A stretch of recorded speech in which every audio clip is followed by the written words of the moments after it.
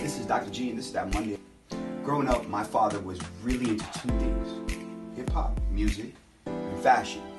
I would have like the little matching outfits, the little Adidas outfits that I see people wear now. I would have, Little Al, he would have Big Al, I had the fat shoelaces, Adidas, and so forth, and he had the Big Al, so forth, we would, be matching, don't judge us, be matching, and so forth. Music, man, my pops would have the music before I did, before my friends did, the new music that came out. I remember waking up and just hearing like EPMD and Run DMC and so forth, My pops was very much into that. Now that I'm a father, I see that it's almost the same exact thing. Like, you see my son, if you guys know him, dressed kind of fresh like somebody, and saying that, I see that, I kind of passed on those things to my son, if you will, and my sons for that matter. It's a little bit like David. David's getting towards the end of his life. He's grown, he has the Goliath incident.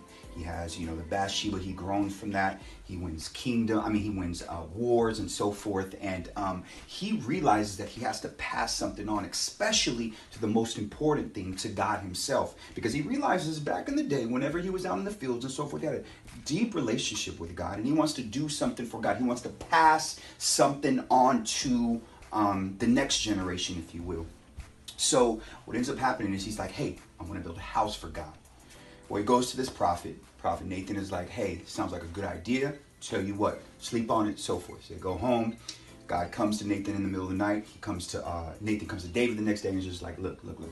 God told me to tell you this. He said, look, you're going to get a house with a name for God.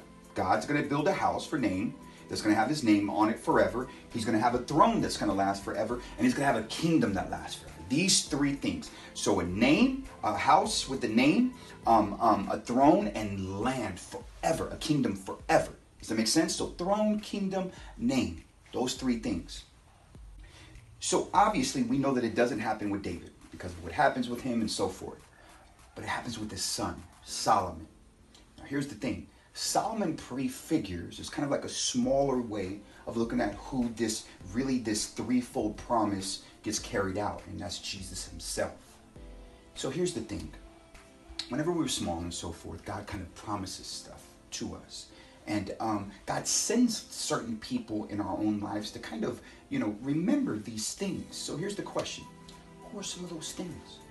Who are some of those people that have helped you remember what God has called you to from the beginning?